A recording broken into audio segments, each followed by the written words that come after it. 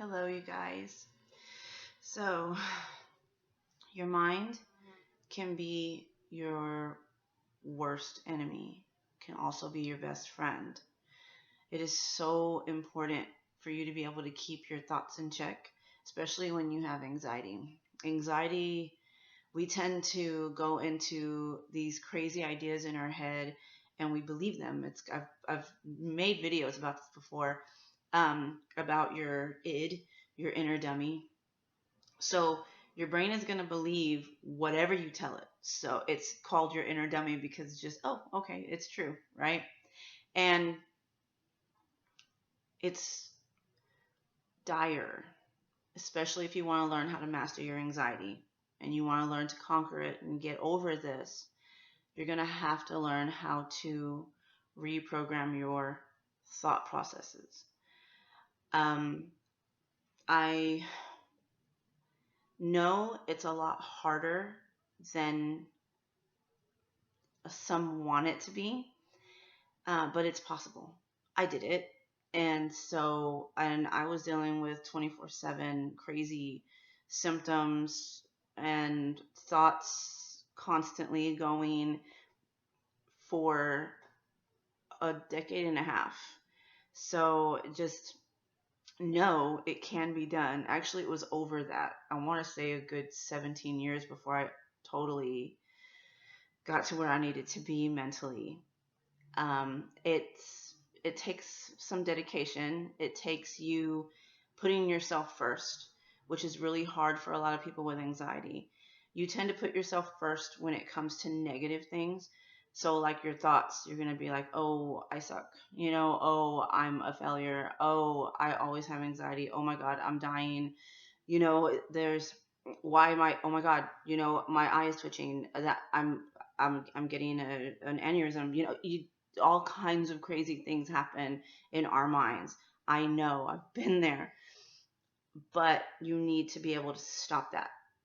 That's one of the main, most important things when it comes to overcoming your anxiety, because your brain is going to believe whatever you tell it. And on a subconscious level, whatever you believe, you are literally going to end up creating for yourself. Not the death, not um oh, I'm going to get cancer because I think I have cancer all the time. I'm not talking about that. That's not even a thing. But the fact that it's kind of like you're in a state of victim mode constantly. And so it's like you're always like, oh, this is happening. Oh, and it's a selfish disease. I used to say this all the time, and it is so seriously. I know I'm not calling y'all selfish, believe me, because I'm nowhere near it. And I understand. What I mean by it's a selfish disease is, and dis-ease, by the way, um, is that it's like you're thinking inward constantly. You're constantly thinking about yourself, constantly thinking about how you feel, what you're going through, what's happening to you. Sometimes we get this happens, the catastrophic thinking and stuff, dealing with our family members, our children, our best friends, our lovers, our partners in life. We do tend to do that sometimes. We like over go nuts in our head over things, but most of the time it is dealing with yourself. And so that's why I call it a selfish disease. But I also used to say what my conclusion of it all was, the reason why you're doing this is because you're trying to escape something. You are literally trying to not deal with something. You have to think about it. And some of you need to sit back and think, okay, sometimes it takes from when you were a kid, realizing, oh wow, this started because I was dealing with this, or this started because I was dealing with this, and I didn't know how to.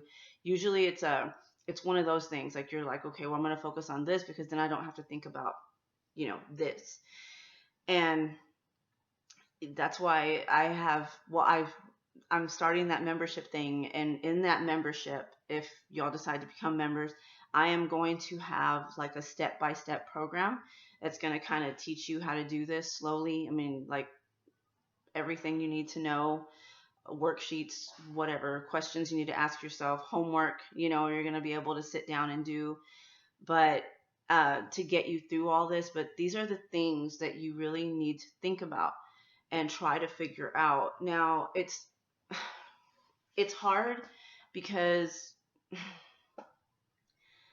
you don't want to believe that you already have enough people around being like, oh, it's all in your head, or oh, just be quiet, it has nothing they always kind of look down on you or talk crap because they don't understand, they don't know what you're actually going through. They don't realize the physical symptoms that you literally feel on a daily basis. They don't know the how you can't, it's not easy to stop your mind from thinking that way. And it's a science thing. Like, it literally is. It's neuroscience. If you ever look into neuroscience, you literally have more like morphed your brain into this where those thoughts are automatic. Like, those ways of thinking, that mindset, everything is automatic because you've literally created a trench, you can say, a neural pathway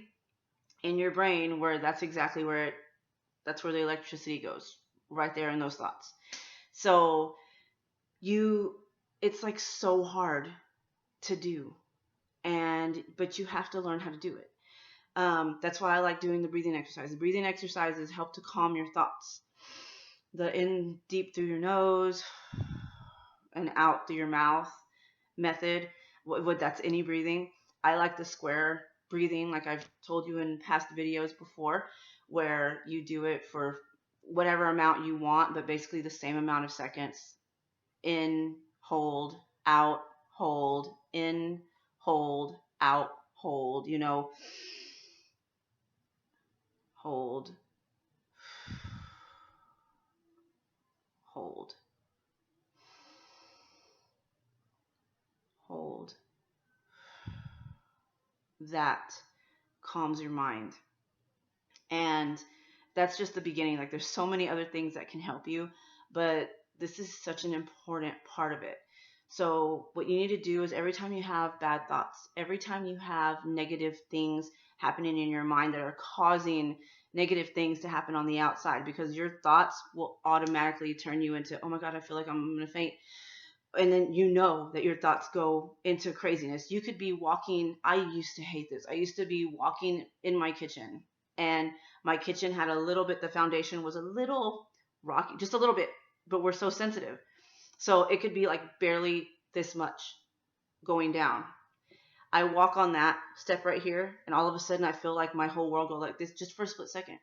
And all of a sudden, chaos has gone chaos has happened in my brain and in my body, my thoughts, everything around me.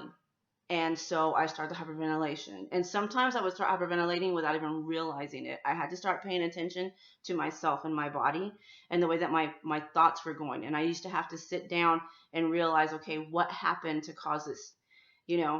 And it's like super hard, but it can be done. It's so possible. But I just wanted to share this with you guys.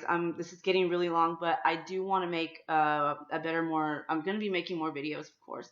But I hope you all realize you're not alone, and this is something that you literally can conquer on your own. You can do this. You have so much power within you. You have no idea how much power is inside every single one of you. There's a lot.